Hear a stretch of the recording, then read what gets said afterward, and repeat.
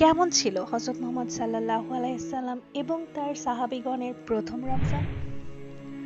যখন হযরত মুহাম্মদ সাল্লাল্লাহু আলাইহি সাল্লাম মাইগ্রেট করে গিয়েছিলেন মদিনায়, এটা সেই সময়ের কথা যখন হযরত মুহাম্মদ সাল্লাল্লাহু আলাইহি সাল্লামের মদিনায় ১ বছর কেটে গেছে।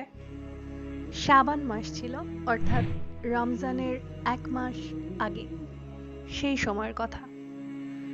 এক রাত যেখানে জিবরাইল আলাইহিস সালাম আসেন আল্লাহর পক্ষ থেকে এক মেসেজ নিয়ে, যে সময় আল্লাহ রোজাকে মুসলমানদের উপর ফরজ করে দেন।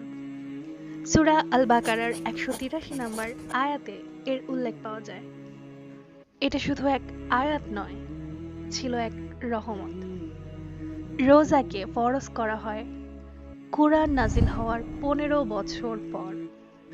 এর পূর্বে সব মুসলিমরা ইসলামিক ক্যালেন্ডার অনুযায়ী ১০ম মাসে রোজা রাখতেন, আর এই ডিরেকশন ছিল জিউস এবং খ্রিস্টানদের। কিন্তু এই ভার্স নাজিল হওয়ার পর ১০ম মাসের রোজা নফল রোজা হয়ে গেল এবং রমজান মাসে রোজা ফরজ হয়ে গেছে। মহান আল্লাহ এই ১৫ বছরে মানুষের ঈমানকে মজবুত করেছেন, তারপর তাদের উপর রোজা ফরজ করেছেন। কিন্তু কন্টিনিউয়াসলি ১ মাস রোজা রাখা এক নতুন বিষয় ছিল। অনেক ডিসিপ্লিন এবং অনেক পরিশ্রমের প্রয়োজন পড়ত।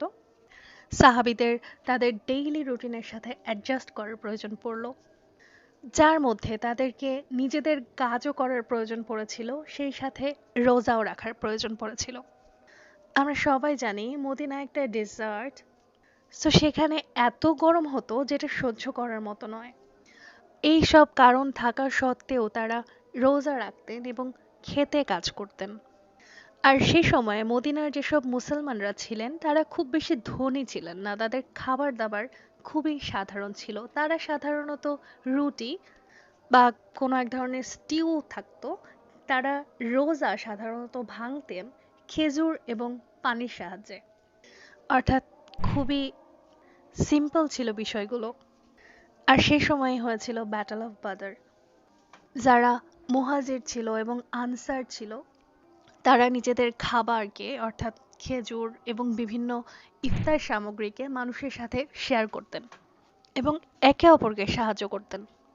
তারা একসাথে রোজা ভাঙতেন, অর্থাৎ ইফতার করতেন এবং অনেক বেশি জাকাত প্রদান করতেন।